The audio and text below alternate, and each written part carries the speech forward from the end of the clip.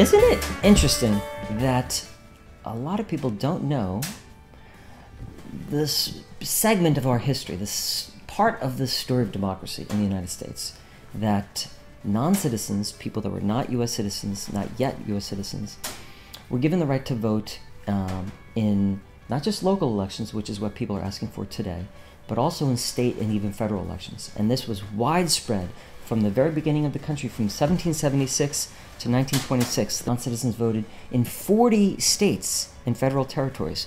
One storyline of democracy is that we've sort of been expanding democracy. We've been building democracy. There's been groups that were previously excluded that have been included. Initially it was just white men with property that could vote. Then we incorporated African-American men for a period of time after the Civil War. Then women got the right to vote in 1920. Then young people got the vote in the 1970s. And sort of this sort of story of expanding, so democracy means rule of the people. Well, the people was sort of what was at issue. Who constitutes the people? Well, increasingly it means everyone, or ideally members of a society.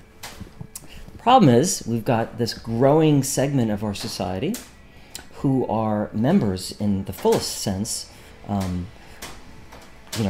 send their kids to school, pay taxes, revitalize neighborhoods, contribute in countless ways, socially, culturally, economically, but they're excluded from the formal political process, being unable to express their voice and have their voice heard and heeded.